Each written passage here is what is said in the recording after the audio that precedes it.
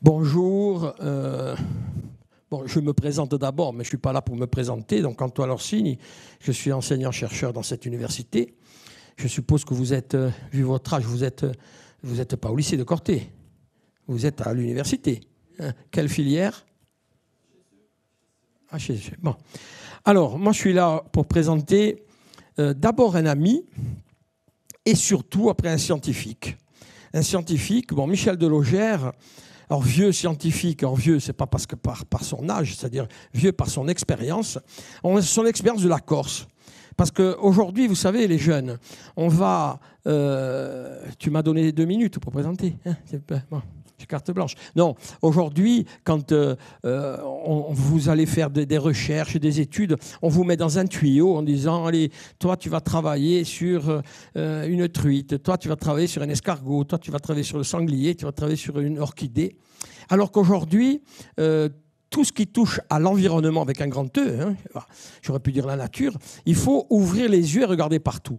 Eh ben, Michel, c'est quelqu'un qui le fait depuis longtemps, et c'est son expérience riche qui nous fait passer, parce que je dis souvent... les gens parlent avec le cerveau et la langue et la bouche. Lui, s'est fait parler son cœur. Donc, Michel Delogère, chargé de mission au Conservatoire du Littoral, ça c'est pour sa fonction, mais surtout un connaisseur de la Corse et un amoureux. Michel, merci d'avoir accepté de venir à l'université prêcher la bonne parole. Merci beaucoup Antoine, bonjour à tous et toutes. Donc le sujet, comme vous le voyez, c'est une question.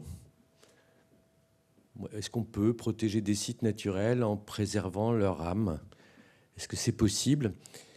Ce n'est pas une question rhétorique, c'est une vraie question à laquelle je ne pense pas que j'apporterai de réponse, mais à travers l'expérience du Conservatoire du Littoral en Corse, peut-être des pistes qui peuvent fournir des éléments de réponse. Mais tout d'abord, pourquoi se poser cette question? Comment on peut dire qu'un site a perdu son âme? Est-ce que c'est important qu'un site perde son âme ou non? Comment on peut l'évaluer? C'est un peu toutes ces questions-là. Je vais donner par exemple quelques exemples. Cet endroit, ce site naturel que je connais depuis toujours, j'y retourne et je vois des kilomètres de voitures garées le long de la route d'accès, des gens qui vont partout, n'importe comment. Je ne le reconnais plus, ce lieu. C'est plus mon lieu. On me l'a abîmé. Ça, c'est perdre son âme.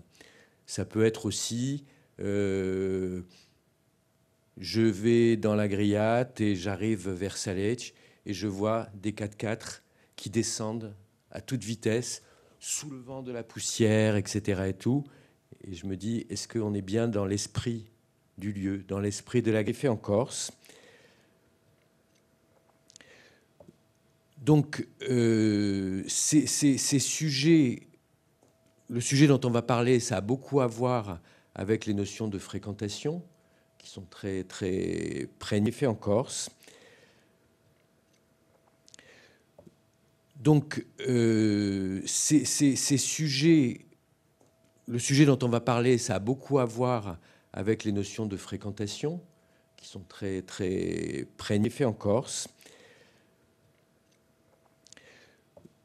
Donc, ces sujets, le sujet dont on va parler, ça a beaucoup à voir avec les notions de fréquentation, qui sont très, très prégnées en Corse.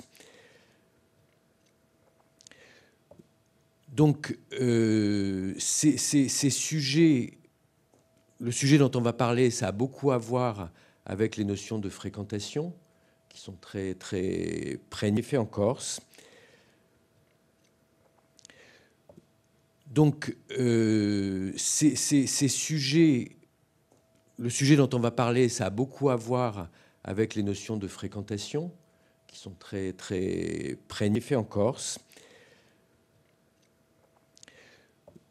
Donc, ces sujets, le sujet dont on va parler, ça a beaucoup à voir avec les notions de fréquentation, qui sont très, très prégnantes. Ces sujets, le sujet dont on va parler, ça a beaucoup à voir avec les notions de fréquentation, qui sont très, très prégnantes aujourd'hui, aussi bien en Corse que dans le monde entier, de fréquentation, voire de surfréquentation ou de hyperfréquentation. C'est des mots et des concepts qui sont souvent maniés de façon un peu imprécise. Donc, quelques mots sur le conservatoire. Donc, le conservatoire du littoral, ça naît dans les années 70. Les gens qui imaginent le conservatoire du littoral, ce n'est pas du tout des gens qui s'intéressent aux petites fleurs, aux animaux. Ça ne les intéresse pas du tout. C'est des gens qui s'intéressent à l'aménagement du territoire. Qui, dans les années 70, c'est les mêmes qui dessinent la plupart des réseaux d'autoroutes, de TGV, de centrales pétrochimiques de Fos-sur-Mer et le complexe touristique de la Grande Motte. Et ils imaginent le conservatoire du littoral en partant d'un constat qui est que dans le monde entier, et aussi en France, les gens ont tendance à aller sur le littoral pour y vivre, pour y travailler, pour des activités industrielles, pour toutes sortes d'activités. Et il y a ce tropisme vers le littoral qui est extrêmement fort. Et leur analyse, c'est de dire, s'il n'y a pas une action forte, il n'y aura plus de littoral naturel. Donc on va créer un organisme dont la mission est simple, qu'un tiers du littoral demeure naturel.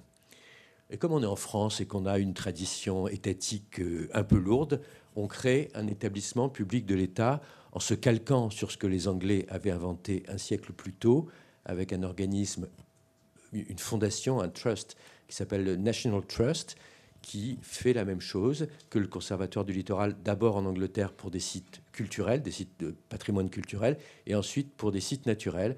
Donc la façon de protéger, c'est comme quand on joue au Monopoly, on achète.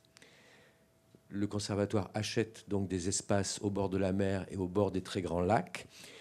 Et ce qui est important, c'est qu'une fois que les terrains sont achetés, ils passent dans le domaine public. Ils sont inaliénables, c'est-à-dire qu'ils ne peuvent plus jamais être revendus. Leur vocation naturelle est définitive.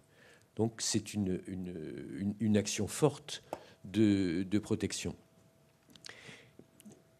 Et toujours ces gens de la direction à l'aménagement du territoire de la DATER qui imaginent le conservatoire, en fait, ils imaginent un outil qui a à la fois la domanialité publique, la puissance de l'État très très forte d'un côté, donc la centralisation, et de l'autre, le local. C'est-à-dire que le conservatoire, pour qu'il intervienne, il faut l'avis de la commune. Il faut l'avis d'un conseil de rivage qui n'est composé que d'élus.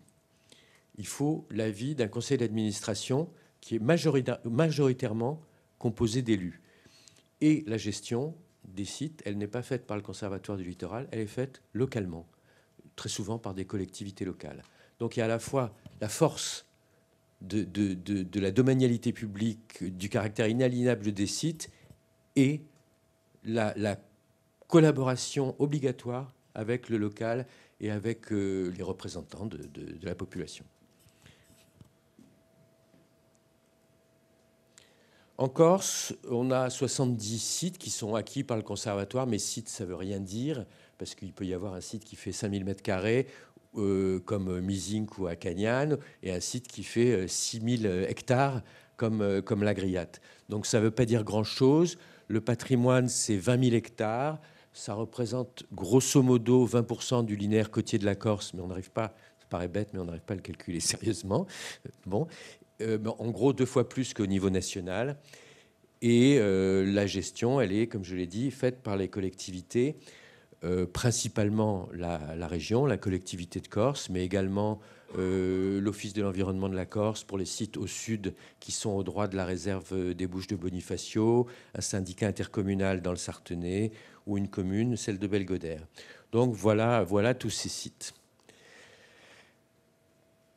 La première chose, la chose la plus importante, si on veut arriver à gérer les sites en respectant leur identité, c'est l'esprit des lieux, leur âme, je ne sais pas comment on peut le dire, leur intégrité. Il faut commencer par les regarder, par essayer de les appréhender, de les sentir, de les comprendre. Et il y a plein de façons de le faire qui sont complémentaires. Aujourd'hui, que la connaissance des espaces naturels, leur gestion, s'est beaucoup professionnalisée, la plupart du temps, on fait comme ça. Un site, c'est ça. Des tableaux avec des habitats naturels qui ont des codes. C'est ça, c'est des vrais documents, ça. Hein. C'est des vrais documents. Et donc, on fait rentrer la nature, des dynamiques vivantes dans des cadres. Et très souvent, ce n'est pas suffisant. Et ça donne une vision très incomplète, parce qu'en fait, des sites, ce sont des paysages, des milieux naturels.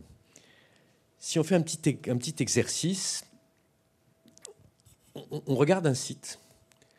Donc là, on est à la pointe du Cap Corse, c'est la tour d'Agnello. Et on peut essayer de regarder ce paysage et de se demander ce qu'on peut y voir, ce qu'on peut y décrypter juste en le regardant. Et après, qu'est-ce qu'il y a derrière, si on connaît mieux, si on connaît les lieux, si on les a grattés un peu. Donc déjà, il y a le relief. C'est la première chose, c'est un peu la base. C'est comment ce site s'est mis en place, la géomorphologie et la géologie. Et là, on voit bien qu'on a à la fois un relief un peu aigu, cette pointe rocheuse sur laquelle est campée la tour d'Agnello, et derrière, des reliefs beaucoup plus doux qui sont caractéristiques du Cap Corse. Pourquoi il y a du saillant d'un côté et du beaucoup plus doux de l'autre? C'est la nature des roches. Ces roches très sombres qu'on voit sur la gauche de l'image, ce sont des serpentinites, c'est des roches extrêmement dures. Les autres roches, ce sont des prasinites ou des schistes lustrés. Déjà, ça explique le paysage. Ça explique le paysage, ça explique le relief. Puis, on regarde la végétation. Ce qu'on voit, c'est un maquis ras. Un maquis ras, pourquoi? Il y a des causes récentes, des causes beaucoup plus anciennes et des causes permanentes. Les causes récentes, c'est que pendant des dizaines d'années, il y a eu des feux pastoraux qui ont ravagé cette zone-là. Et donc, le maquis s'est maintenu, mais il est très ras et il est en train de remonter en puissance, mais il lui faut le temps de se remettre. Et des paysages comme ça, on est en Corse. La Corse, il y a des hommes depuis 10 000 ans à peu près. Et dès qu'ils sont arrivés, ils ont occupé l'espace et ils ont commencé à le transformer en faisant des feux, en défrichant, en ayant, à partir du néolithique, de l'élevage. Et tout ça a profondément transformé le milieu et favorisé certaines espèces au détriment d'autres. Et la végétation qu'on voit, c'est aussi l'héritage de tout ça, de la présence humaine depuis très longtemps, et puis à des périodes plus récentes, et des incendies pastoraux, c'est aussi tout ça. Et donc, il faut arriver à le lire dans le paysage et à se poser la question de si ça évolue comme ça, si on ne fait rien, quelle est la tendance? Vers quoi ça ira? Il faut essayer de comprendre tout ça et avoir... Alors, c'est pas toujours facile à comprendre, mais avoir cette vision un peu claire, parce que le gestionnaire d'espaces naturels, il a une maladie infantile, ce qui veut toujours intervenir, parce que ça lui donne l'impression d'exister, d'être utile. Puis, ça fait jamais de mal de se prendre pour Dieu. Et donc, c'est important de comprendre, si je ne touche pas cette végétation, naturellement, qu'est-ce qu'elle va devenir? Et là, très probablement, avec les contraintes d'un sol qui est assez pauvre, avec les contraintes du vent, qui sont monstrueuses dans le Cap Corse, et aussi du niveau de précipitation qui est de 400 mm par an ou guère plus, là, c'est des contraintes fortes, mais normalement, on devrait avoir un maquis qui remonte, qui est un peu plus haut, avec des bruyères arborescentes qui dominent, des arbousiers un peu hauts, etc. Et puis après, des chênes verts. Et puis, sur les falaises aprasinite, on voit des petites taches plus sombre, c'est des genévriers de Phénicie, qui est un arbre, un conifère qui est une grande banalité en Méditerranée et dans le sud de la Corse, qui est beaucoup moins commun en Haute-Corse, et notamment à cause des incendies. Et là, les situations en falaise, c'est des situations de refuge. Et si je regarde encore cette image, dans le fond, on voit une partie claire, c'est une dune de sable mobile qui s'est échappée et qui recouvre les dalles de rocher. Et dans cette dune, on trouve un site romain, on trouve des restes peut-être de maisons et de puits. On a trouvé jusqu'à 8 puits, et donc probablement on avait un petit site où les Romains soit vivaient de façon permanente ou s'abritaient, parce que la pointe du Cap Corse, on ne peut le comprendre que par rapport à ce qui se passe partie de la Méditerranée. Dès l'Antiquité, dès qu'on commence à voyager beaucoup, on part de Ostie, ce qui est Civitavecchia qui est aujourd'hui le port de Rome, on part de Naples, et on va vers la Gaule, on va vers la Catalogne, et les bateaux, ils longent les côtes, ils cabotent, ils longent les côtes le plus possible, et ils se mettent à l'abri du vent, et ils passent par là. Ils passent par là, et le Libetch, il existait à l'Antiquité aussi, et quand le vent souffle, il y a besoin de s'abriter, et ces endroits, ils sont importants parce qu'on peut faire de l'eau, etc. Et tout. Et donc, c'est des sites très importants. Donc, c'est aussi un site où, depuis 2000 ans, il y a du monde. Il y a du monde, et quand vous vous promenez par là, les poteries romaines, des morceaux de poterie rouge, vous en voyez partout. Donc, ces sites étaient déjà occupés depuis longtemps. Et puis, évidemment, au premier plan, il y a cette tour, la tour d'Agnello, qui a une histoire particulière. C'est que la crique qui est là, elle est importante parce qu'elle est très abritée du Libetch. Il y a 2 ruisseaux qui arrivent. Et donc, au XVIIe siècle, XVIIIe, à l'époque des Barbaresques, on avait un climat plus froid, il y avait probablement plus d'eau. Donc, les bateaux pouvaient s'abriter et faire de l'eau, ce qui est important. Et c'était le cas de Acarèse, qui était un pirate barbaresque, sans doute vu son nom d'origine sicilienne, et qui venait s'abriter là. Et les communautés locales ont essayé de discuter avec lui en disant « Bon, tu viens là, ok, reste là, mais ce qui serait bien, c'est que tu ailles piller un peu plus loin. » Et donc, ils n'ont jamais réussi à obtenir d'accord avec Acarèse, et cette tour, on l'a construite pour lui. Vraiment pour lui. C'est-à-dire que, bien sûr, elle communique avec les autres, elle fait une signalisation pour prévenir des dangers, des invasions barbaresques, mais elle est là avec un canon qui contrôle le mouillage dans la cala d'Agnello pour que le pirate Acarèse ne puisse plus arriver. Donc c'est aussi tout ça qu'on peut voir sur cette image. Et il y a des petites bergeries, des petites choses. Et quand je demandais, ou même des travaux sur la tour d'Agnello, et quand j'allais voir des personnes âgées qui étaient des informateurs très très fiables, à qui je demandais des trucs, quand ils savaient, ils me disaient, quand ils ne savaient pas, ils me disaient je sais pas, va plutôt voir machin et tout. Dès qu'on était dans cette zone-là, et que ça concernait la dernière guerre, personne ne savait rien. Personne ne savait rien.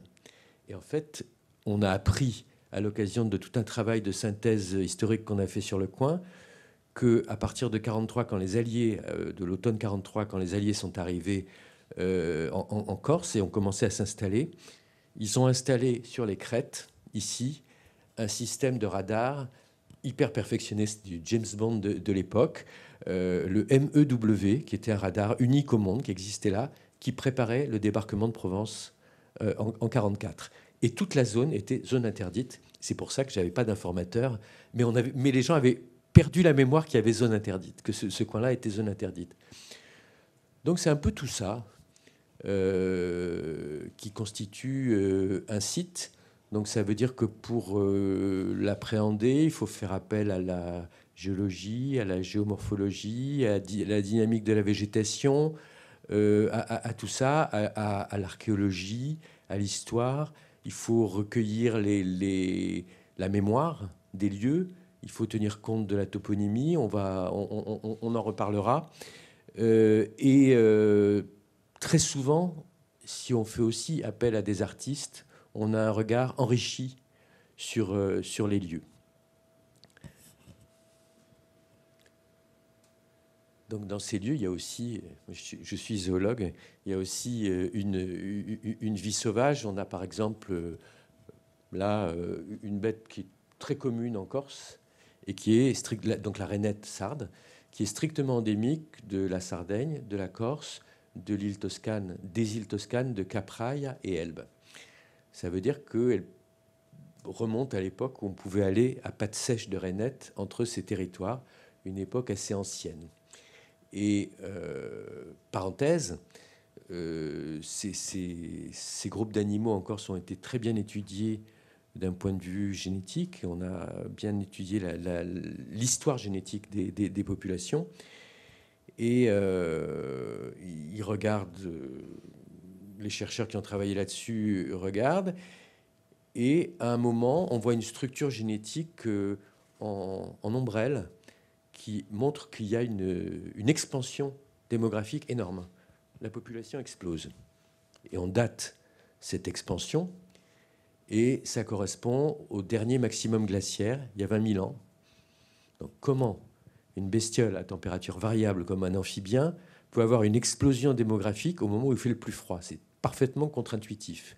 Sauf que, il y a 20 000 ans, le niveau de la mer il était à 120 mètres au-dessous de l'actuel.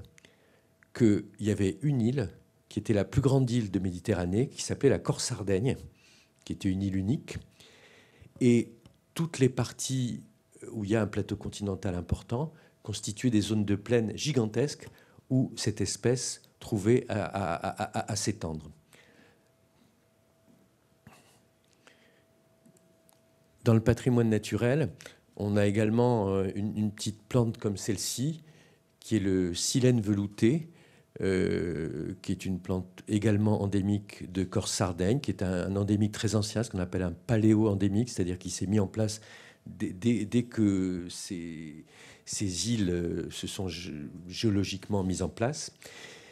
Et c'est une petite plante qui, pour une fois, la plupart des plantes rares, ça ressemble à rien, mais celle-ci, elle est assez jolie et elle peut avoir une grande taille. C'est un œillet, hein, c'est une caryophilacée.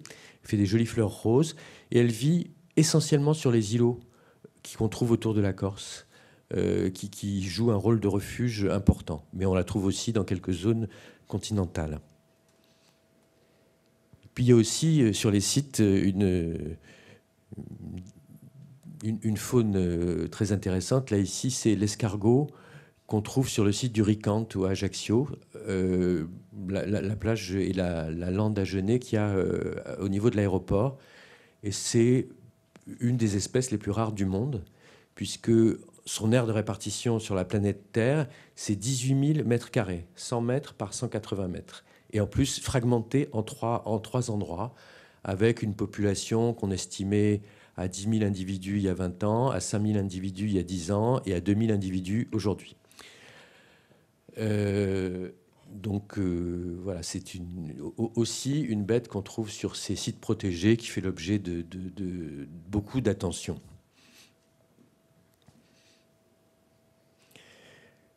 Et les sites naturels, c'est aussi parce qu'on est dans l'ancien monde, parce qu'on est en Méditerranée.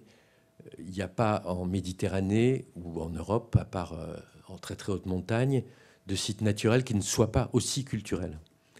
Donc là, par exemple, on est dans le Sartenay, on a une aire, il y a une aire de battage du blé qu'on établit toujours sur des petites croupes ventilées, et on bat le blé, on passe avec un animal, on tire le tripe, vous voyez cette pierre que vous voyez au milieu avec la chaîne, qui écrase le blé, et après on le jette et la ventilation naturelle sépare la paille qui s'envole du blé qui retombe. Et donc des aires à blé, on en trouve beaucoup en Corse et ça témoigne des pratiques culturelles. Et puis voilà, des petites sources, tout ça, ça fait partie des sites, comme là aussi la tour de Campoamor, la plus massive des tours littorales de Corse, qui est un bâtiment important qui fait partie des sites comme celle-ci de Santa Maria dans le Cap Corse, qui est beaucoup plus précoce. Il y a également d'autres lieux. Là, on est juste à côté de la tour Santa Maria, qu'on appelle Santa Maria di Chapelle, de la chapelle. Et là, on est dans la chapelle. Et au moment où le conservatoire, avec l'aide de la région, l'a restauré, on s'est rendu compte que dans les absides, il y avait des choses. Il y avait des graffitis au charbon de bois. Et les restauratrices ont commencé à les dégager délicatement. Et on s'est rendu compte qu'il y avait des dessins de bateaux, qu'il y avait, et aussi des inscriptions avec des dates et des noms, et que à peu près tous les bateaux qui pouvaient traîner vers ces époques-là, on est 1580, 1600 et quelques en Méditerranée, on les retrouvait sur ces graffitis. Donc là, par exemple, on voit une polaque, on distingue le drapeau génois. Les spécialistes de l'histoire maritime qui l'ont examiné disent que c'est un bateau de commerce qui n'est pas armé, car on ne voit pas de canon, mais qui est en situation sans doute mauvaise, parce qu'on voit à l'arrière du bateau les filins qui sont en train de partir au vent. Donc il est sans doute en situation de détresse. Dans l'abside d'à côté, là, on voit aussi un autre bateau qui est une galère, qui a été dessiné par des gens. Le dessin semble naïf, mais c'est exactement le type de gouvernail qu'il y avait dans les galères de l'époque, et ça n'a duré que 20 ou 30 ans. Il y a le nombre de rames exact qu'il faut, et le drapeau, avec les petits points, c'est très probablement le drapeau du Grand-Duché de Médicis qui ressemble à ça. Et il y a aussi des inscriptions. On voit un nom.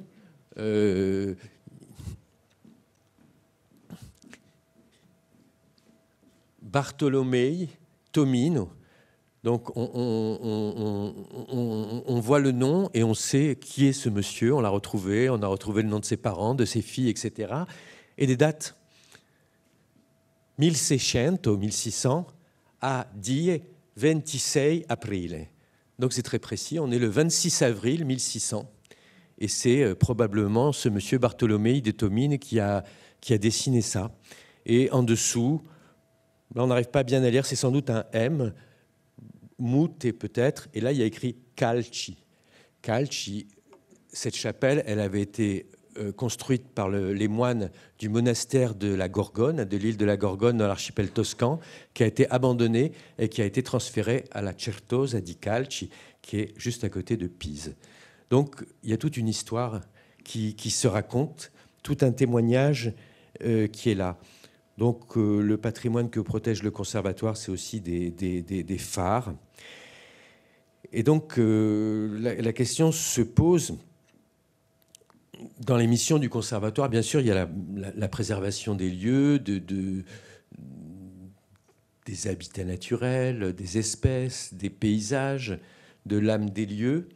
Et il y a aussi une mission qui est de pouvoir ouvrir ces sites au public, si ça ne nuit pas aux objectifs précédents, et permettre aux citoyens d'accéder au bord de mer et gratuitement. Donc, comment on peut organiser les choses pour que cette ouverture au public se passe de la meilleure façon possible? En Corse, on a développé depuis un bon moment une pratique où on a comme première entrée le paysage. Donc, la première analyse des lieux, elle est à travers le paysage.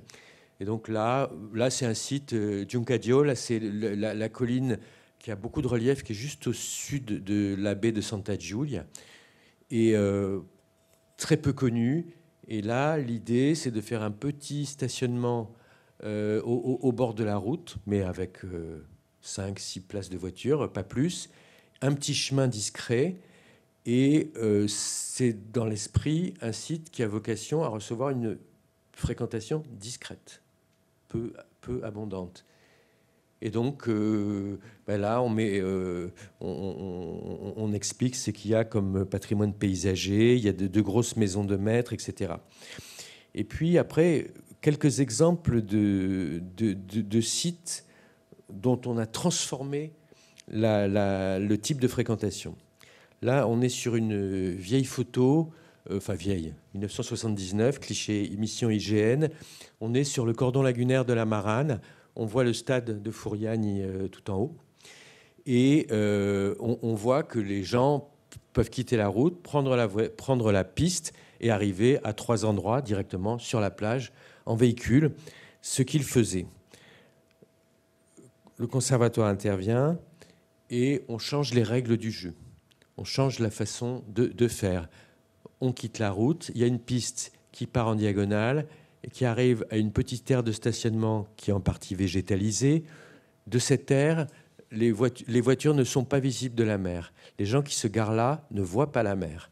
Et leur progression vers le rivage, elle sera à pied.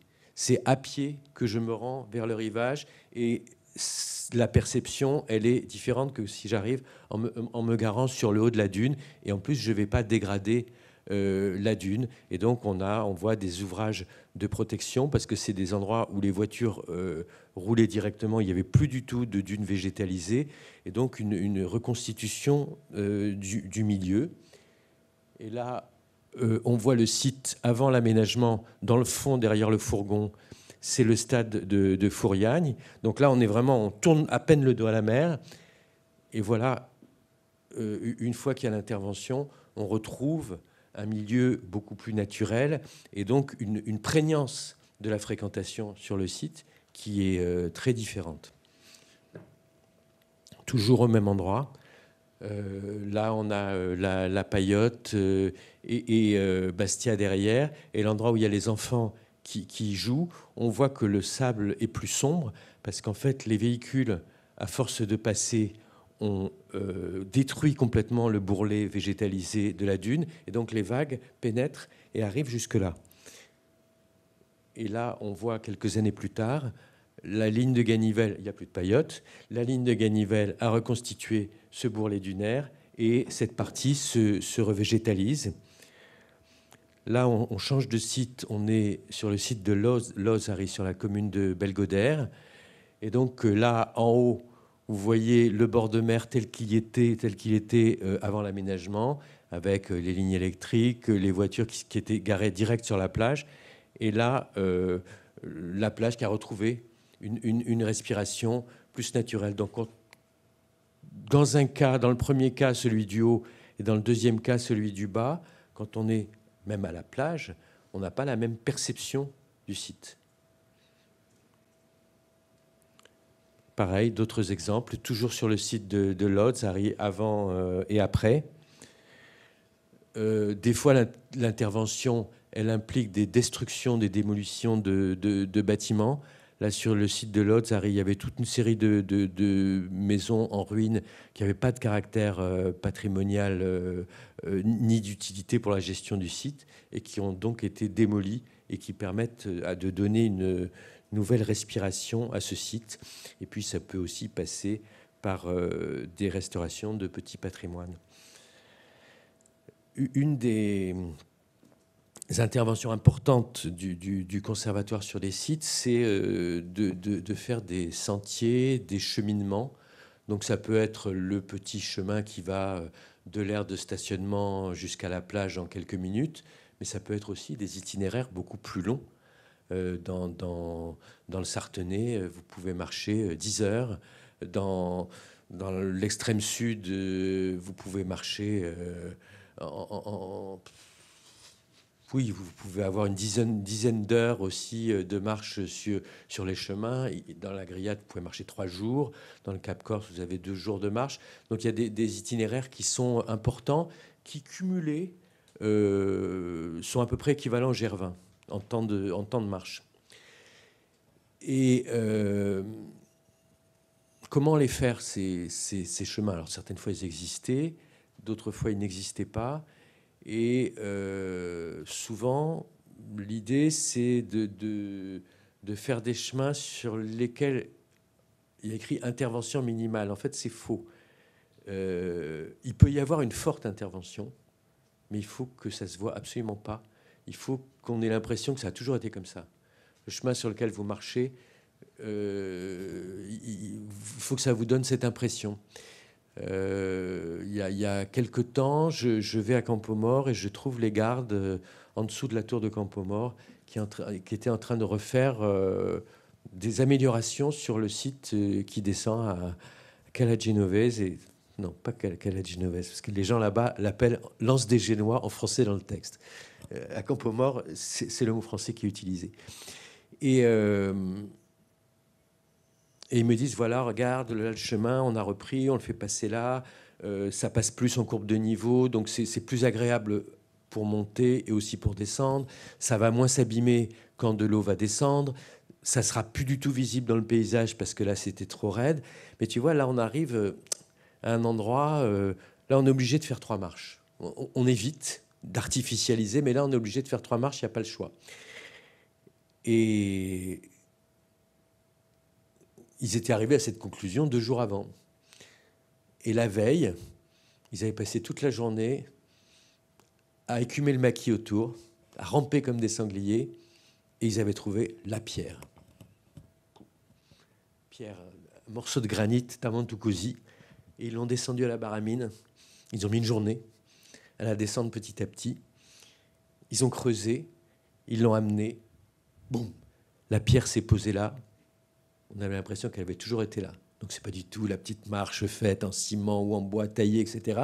Et c'est ce type d'intervention en fait, qui demande beaucoup de sensibilité, des fois beaucoup de travail. Et une fois que c'est fait, déjà, c'est très durable.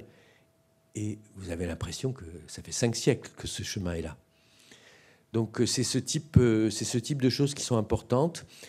Et dans les nombreux sentiers, on prend aussi sentiers et sites. Là, on est à Bonifacio. C'est le chemin traditionnel que les bonifaciens appellent Strada Vecchia, en bonifacien, pas Strada Vecchia, Strada Vecchia. Et c'est du bonifacien. Et donc là, il y a aussi, sur ce site, comme sur beaucoup d'autres, tout un travail de recueil de la toponymie pour appeler les lieux tels qu'ils s'appellent localement et en essayant de les écrire avec la graphie locale la meilleure. Donc là, on a l'exemple de Strada Vecchia à Bonifacio. Là, on a tous les sites du Sartenay où il y a eu aussi un gros travail de recueil de la toponymie qui est utilisé partout, sur tous les documents, sur le site internet, sur les panneaux. Pareil pour la grillate ici. Et quand vous êtes sur le site, vous marchez, vous avez une signalétique dite de jalonnement. C'est-à-dire qu'en fait, quand vous faites un sentier, l'important, c'est qu'il soit bien pensé, qu'il soit bien fait. Je marche, et avec la logique du sentier, je comprends où je dois aller. C'est par là, je le vois, etc. Et il y a besoin de 0 signalétique. De temps en temps, il y a besoin d'une petite signalétique qui va me dire je suis sur le bon chemin. Et donc, signalétique de jalonnement sur des GR, c'est 2 traits de peinture. Ça peut être 4 pierres l'une sur l'autre, c'est un cairn. Ça peut être du jalonnement de chasseur. Je mets une feuille de papier journal avec une pierre par-dessus. Ça ne va pas durer longtemps. L'important, c'est qu'en fait, l'œil comprend, voit le premier, cherche l'autre, et ça me donne ce point de repère. Et ça a exactement le même rôle. C'est du jalonnement, à part que on enrichit un peu le truc. C'est-à-dire que en haut, il y a écrit le nom du lieu, Ipozzi. Ipozzi, c'est l'endroit où je suis. Et pour aller à Cala Genovese, c'est à gauche. Ce qui veut dire que le visiteur qui s'est promené et qui va s'affaquer au bar le soir, au lieu de dire, vous savez, l'endroit, là, j'étais au bord de mer où il y avait le rocher, puis un peu d'herbe, et puis l'arbre, et que tous les gens le regardent avec des yeux ronds parce qu'ils ne savent pas d'où il parle, il dit, j'étais au Pozzi. Alors même s'il dit, j'étais au Pozzi, mais on va comprendre. Et donc, le fait dans les documents et aussi sur les sites, de donner le nom du lieu, la visée, elle est politique en réalité, elle n'est pas pratique. C'est faciliter le lien entre un visiteur et la culture du lieu à travers les noms, à travers la toponymie et la signalétique. Et ça, c'est quelque chose qu'on développe absolument partout. Là, par exemple, avant c'était le Sarthenay, là c'est Bonifacio. Et puis, pour la sensibilisation, l'éducation, l'émotion, je ne sais pas trop comment le dire, des visiteurs, il y a quelques endroits, des endroits rares, des endroits choisis, où il est possible d'aller plus loin et d'essayer d'aller plus loin dans la transmission de ce que sont les sites. À tout point de vue, patrimoine naturel, culturel. En fait, ces lieux sont très rares. Dans la plupart des endroits, il ne faut surtout rien faire. Mais il y a quelques lieux qui peuvent s'y prêter. Quelques exemples d'histoires qu'on a pu raconter. Donc là, on est sur le sentier qui monte à la tour de Campoamor. Ça, c'est quelque chose qui est en place depuis 25 ans. Et c'est un personnage imaginaire, Anto, qui est Torreggiani, et qui raconte l'histoire du lieu le long de ces bornes. Et à chaque fois, la borne elle a un sens par rapport à l'environnement immédiat ou par rapport au paysage. Et les textes, donc c'est du laiton, c'est gravé, c'est inaltérable. Après la catastrophe nucléaire, ça restera. Nous, non, mais ça restera. Et les textes ont été beaucoup travaillés pour leur rythme, pour leur euphonie, la façon dont ils sonnent. Et en fait, chose qu'on espérait et qui se passe quand on l'a conçu, c'est qu'en fait, la plupart des gens qui montent, certains ne regardent pas le truc, et c'est leur droit. L'important dans ce cas-là, c'est que les panneaux ne les gênent pas dans leur progression. Et ceux qui veulent les regarder et les lire, très souvent, il y a un gosse qui part devant, qui va, qui attend les autres. Et très souvent, les gens le lisent à haute voix.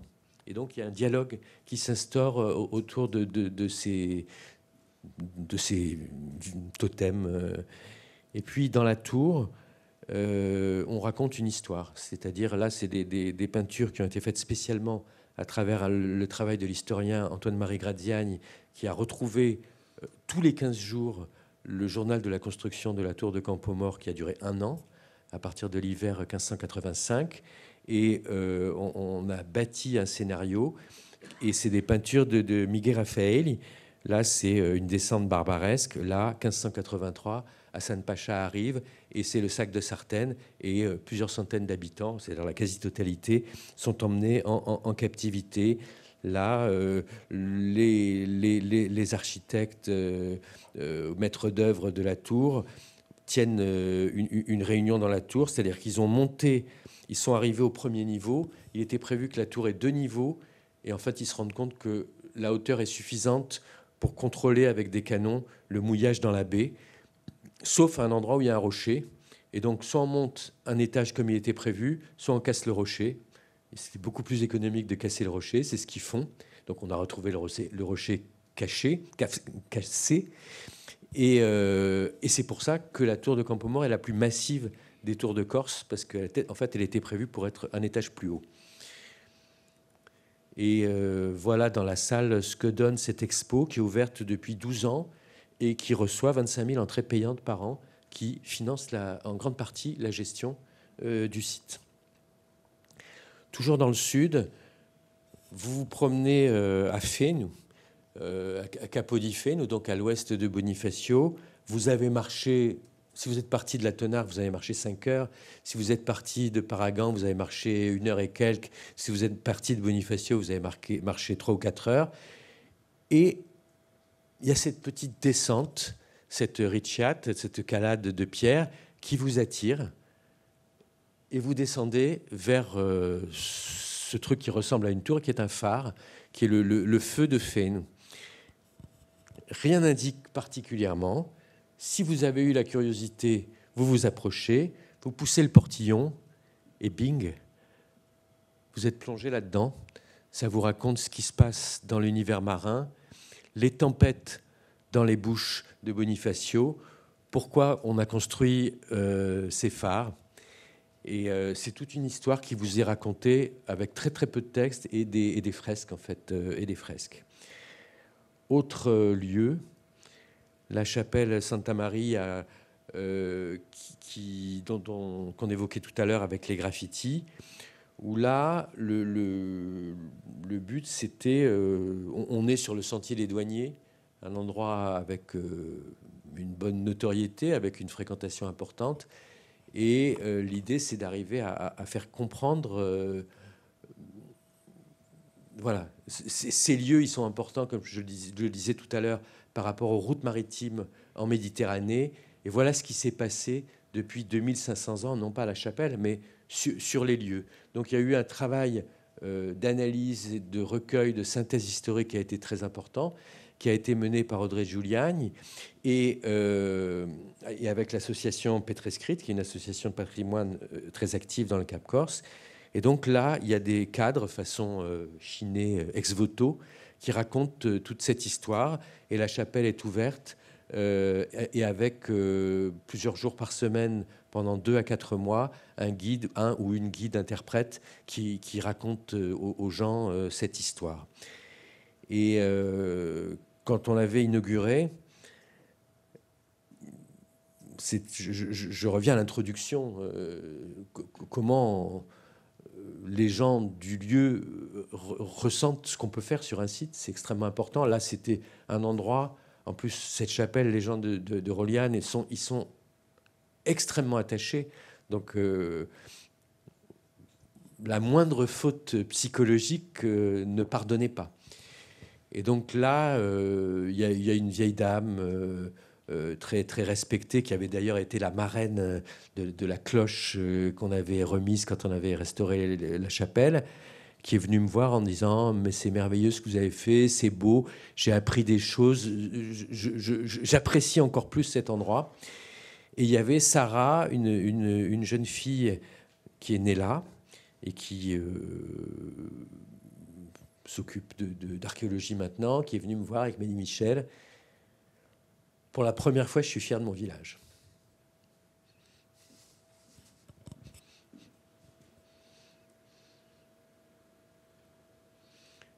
Autre exemple, là, je ne sais pas si on ne s'est pas planté. On est Campo Romanil, c'est-à-dire le plateau qui est juste en face de l'autre ville de Bonifacio. Et il y a un ancien abattoir avec une architecture un petit peu mauresque. Et là, c'était un peu difficile pour nous parce que c'est 200 000 visiteurs. C'est le site le plus fréquenté en Corse.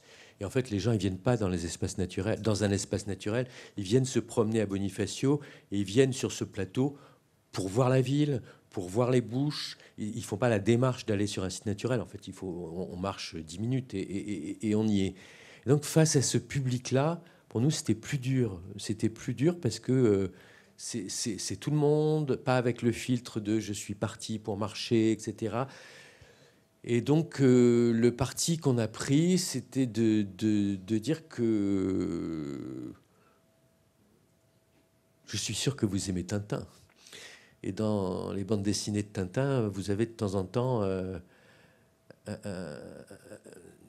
Milou, il a un petit diable rouge qui l'incite sur une épaule, qui l'incite à faire des mauvaises actions, et un petit ange bleu qui l'incite à aller vers le bon. Et donc, on a un peu joué le bleu et le rouge du satanique et du bénéfique, en parlant de choses difficiles, qui sont la disparition des espèces, l'extinction des espèces, l'appauvrissement de la biodiversité, avec un cas emblématique. Là, sur ce schéma, c'est une tortue marine, mais en fait, c'est un phoque moine qui est représenté. Et d'autre part, le petit ange bleu, c'est de dire qu'on est dans un endroit où il y a une réserve naturelle qui fait 80 000 hectares. On a 4 000 hectares protégés par le Conservatoire du littoral, et on est dans un secteur où il y a des outils de protection et une gestion de la protection qui est extrêmement forte et qui, au moins localement, arrive à contrebalancer cette direction, cette perte de biodiversité. Et le phoque-moine, le voici, il quitte l'atelier où il est construit par un plasticien, Gilles Senazandotti, dans le Cap Corse. Il est entièrement construit en bout de plastique récupéré sur les plages. Et voilà. Et donc, c'est l'histoire qui est racontée. Je ne suis pas certain que là, pour le coup, c'est tellement bien fonctionné. Et là, on est dans le phare de Sénétose, toujours dans le Sartenay, où le phare a été restauré par le conservatoire. Il sert de gîte d'étape. Les gens qui marchent peuvent s'arrêter 1 ou 2 nuits maximum et rester dans ce refuge. Et là, il y a toute l'histoire du phare et de la vie des gardiens, des naufrages, qui est racontée. Tout ça pour vous dire que pour arriver à protéger des sites, les aménager pour recevoir le public, on peut utiliser à la fois des méthodes douces où on va canaliser les flux de véhicules, on va reculer les stationnements, on va créer des chemins où les gens vont arriver doucement, calmement sur le littoral, des chemins où ils vont être véritablement immergés dans la nature sans artificialisation. On va restaurer des habitats naturels, on va réhabiliter, mettre en valeur du patrimoine. Le conservatoire, il a restauré 12 tours génoises. Personne n'en a restauré autant en Corse. On a restauré un phare et puis plein de petits patrimoines. Bon, cette chapelle, des fours à chaud, des murs, plein de choses de ce type. Et la méthode douce, c'est aussi ce travail sur le culturel et favoriser l'échange entre les lieux et le visiteur. Donc ça, c'est pas, je suis pas en train de dire que c'est la solution. C'est des pistes. C'est des pistes parce que souvent, on nous dit c'est soit la surfréquentation, soit plus de fréquentation du tout. On peut aussi essayer de gérer les choses au mieux. Et puis des fois, ça ne marche pas. Là, on a l'exemple, la plage de la Pélouse. On est en face de l'île de la Zinare au nord-ouest de la Sardaigne. Et on a le site de la plage de la Pélouse, qui est une très belle plage. Et là, la municipalité de Stintine a mis un numerus clausus. C'est-à-dire, si vous voulez aller sur cette plage en période estivale, il faut s'inscrire et payer 3,50 €. Et on s'inscrit. Donc, il y a aussi sans doute des sites où il faudra en venir à ça.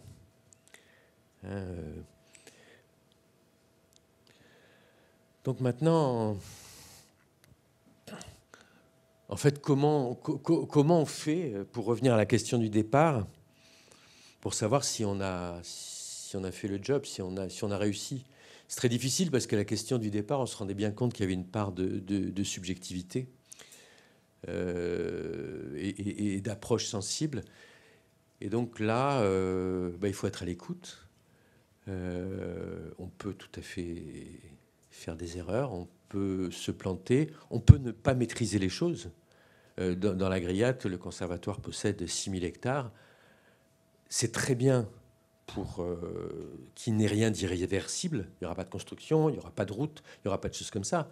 Mais on est submergé par les 4x4 qui descendent de Santo-Pietro à Salège, par les bateaux qui partent du port de Saint-Florent, les taxi-boats, etc. On n'y arrive pas. L'outil conservatoire n'est pas l'outil suffisant pour ça. Donc des fois, ça ne marche pas. Et une des façons peut-être de voir si, dans une certaine mesure, on a réussi ou on ne s'est pas trop planté, c'est quand finalement les gens du cru vous disent ce site c'est toujours le mien, je m'y reconnais toujours autant. Et les gens qui ne le connaissent pas se disent ce site il est beau, il m'a suscité une émotion et j'ai aussi compris que que les gens ils vivaient là, qui cultivaient du son ou de l'orge, et qu'il y avait tel type de navigation. Et j'ai aussi compris tout ça. Voilà, c'est un peu en gros l'idée. Donc j'espère que ces considérations vous paraîtront pas trop fumeuses. Mais ça fait partie des choses qu'on a en tête quand on essaye de s'occuper de gestion et de protection des sites. Et je vous remercie.